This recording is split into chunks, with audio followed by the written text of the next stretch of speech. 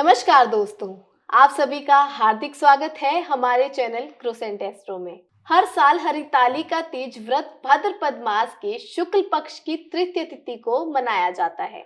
हरिताली का तीज बहुत ही अहम तीज मानी गई है। हरतालिका तीज से पहले हरियाली तीज और कजरी तीज भी मनाई जाती है।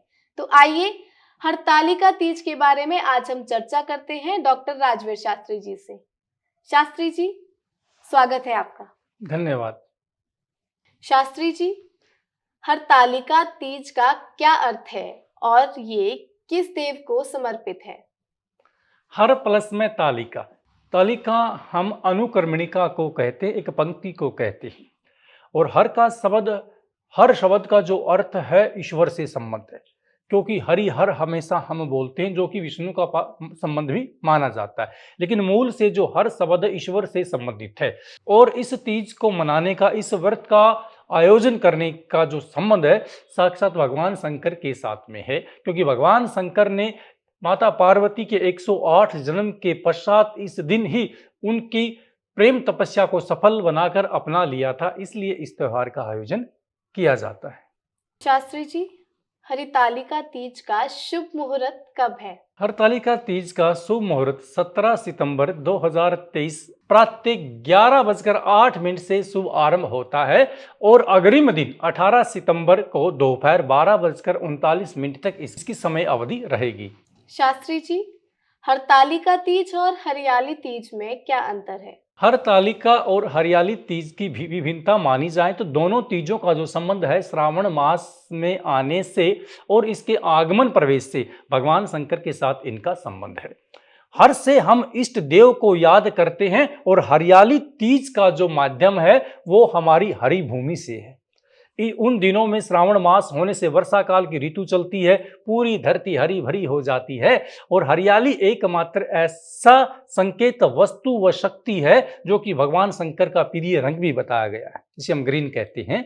इसलिए हरी भरी भूमि के माध्यम से भगवान शंकर की हमें पूजा करनी चाहिए और इस पूजा में भांग के पत्ते, धतूरे के बीज, बेल पत्तर, सूखा नारियल, कलश, चंदन, कलावा, इत्र जिसे हम सेंट भी कहते हैं, और 5 प्रकार के फल, सुपारी, अक्षत, धूप, दीप, कर्पूर, गंगा जल, दुर्वा और जनेऊ भगवान शंकर के ऊपर समर्पित करना चाहिए।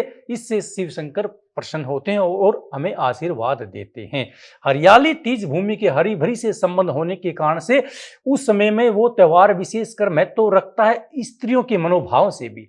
इन दिनों में भाई अपनी बहनों के लिए सगन लेकर जाते हैं, वस्त्र आदि देकर जाते हैं। जिन जिन वधुओं की शादी नहीं होती है वो प्रथम श्रावण मास में अपनी मां से मिलने के लिए आ जाती है, पति के पास नहीं रहती है।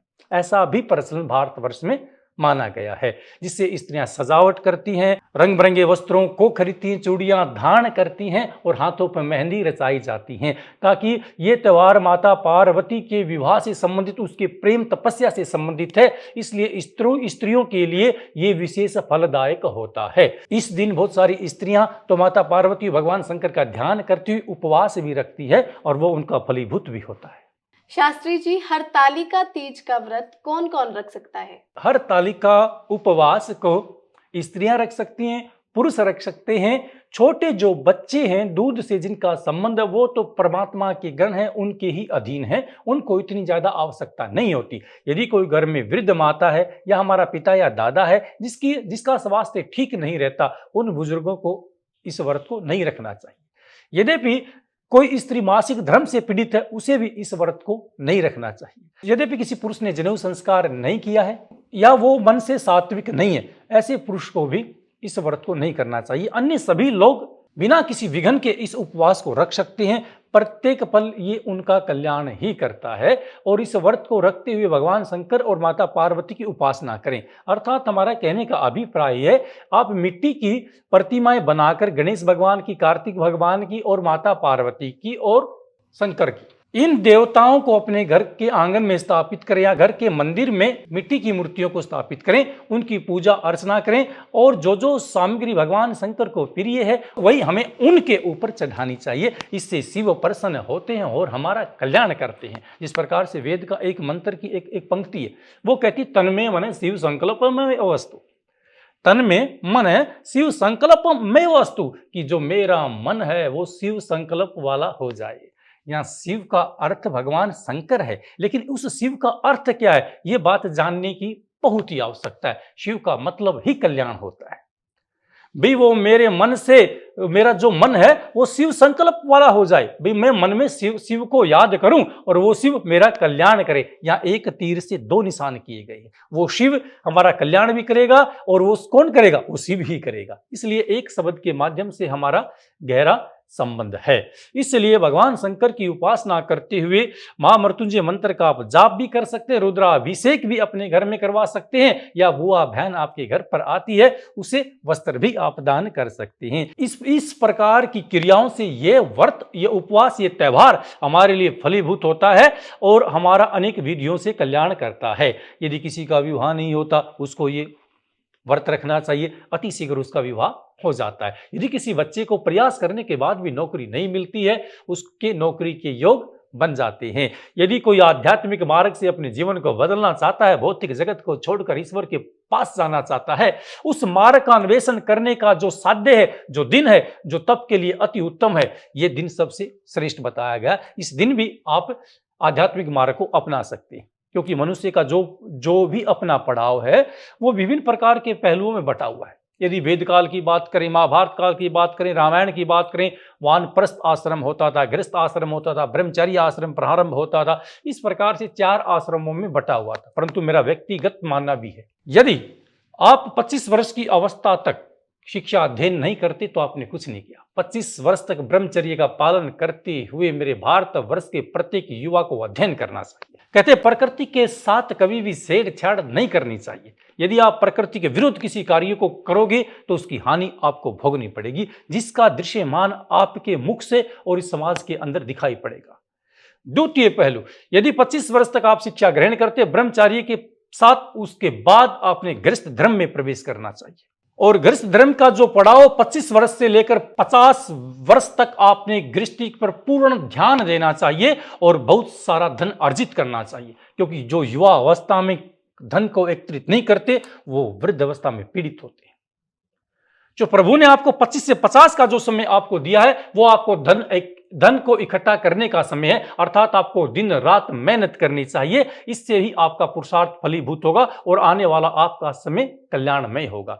इसके पश्चात 50 से 75 का जो समय आपका है उसमें आपने अपने बच्चों का विवाह, शिक्षा आदि से निवृत्त हो जाना चाहिए, उनको अपने अपने कार्य पर लगा देना चाहिए। और 75 से 100 के बीच की जो 25 वर्ष की आयु बचती है उसमें आपको निवृत्त हो जाना चाहिए। आपको उस भाग को छोड़ देना चाहिए, लालसा और इच्छाओं का त्याग कर देना चाहिए, एकमात्र ध्यान ईश्वर में लगाना चाहिए। इस प्रकार से आपको जीवन के 100 वर्ष व्यतीत करने चाहिए, क्योंकि मनुष्य योनि में आने का अभिप्राय भी हमारा यही है कि हम उस ईश्वर को प्राप्त करें जिसके लिए हमने इस शरीर को प्राप्त किया है। मनुष्य होने का मतलब भौतिक जगत नहीं है। परमात्मा को जानना, स्वयं को आध्यात्मिक बनाना ही मनुष्य का असली अभिप्राय है। इस प्रकार से हमें अपने जीवन को व्यतीत करते हुए आगे बढ़ना चाहिए। शास्त्री जी, हरतालिका तीज की पूर्ण विधि क्या है और इस व्रत के समय हमें किन बातों का खास ध्यान देना चाहिए? जिन जिन व्यक्तियों को, स्त्रियों को इस व्रत को रखना है वो प्रातःकाल उठकर स्नान करें। स्नान के बाद पूरे घर की सफाई करें और घर में गंगा जल का छींटा दें।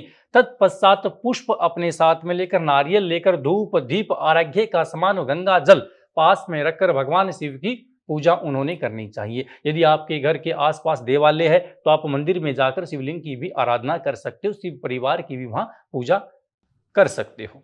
जहाँ तक आपको ध्यान रखने की बात है, तो आपको उस दिन किसी की निंदा नहीं करनी, वाणी से किसी को मिथ्या भाषण नहीं करना, किसी के ऊपर अनचाहा क्रोध नहीं करना। गौ माता यदि आपको दिन में दिखाई पड़ती है तो उसको चारा या रोटियों का दान अवश्य करना चाहिए। यदि आपके घर के मंडेर के ऊपर कोई कौवा आ जाता है, उसे भी रोटी आदि हमें वितरण करनी चाहिए। उस दिन आप उपवास रखते हैं, कोई भिक्षु अर्थात कोई भिखारी आपके घर में भिक्षा मांगने आता है तो उसे अन्न धन का दान अवश्य करें, अर्थात कोई भिखारी आपके घर के बाहर से भूखा न चला जाए, क्योंकि अन्न दान महादान है। जब हम किसी व्यक्ति को भोजन खिलाते हैं और उसकी तृप्ति उसकी आत्मा उसके उदर में जाकर जो आशीर्वाद देती है वो कभी दिखाई नहीं पड़ता, वो अदृश्य है, लेकिन वो हमारे वाइब्रेशन की तरह हमें मजबूत करता है, हमें आत्मशील बनाता है, उत्साह बनाता है, सांस बढ़ाता है और आप कॉन्फिडेंस में इतने प्रभावशाली हो जाते हैं। जब भी आप मार्ग या अपने कार्य क्षेत्र में अपने व्यक्तित्व को रखते हैं, हजारों लोग आपसे प्रभावित हो जाते हैं। शास्त्री जी, हरतालिका तीज के बारे में हमें और हमारे दर्शकों को ढेर सारा ज्ञान देने के लिए आपका बहुत बहुत धन्यवाद। अभिवादन करते हैं आपका। ऐसी ही विशेष जानकारी जानने के लिए हमारे साथ बने रहिए क्रूसेंट एस्ट्रो पे। धन्यवाद।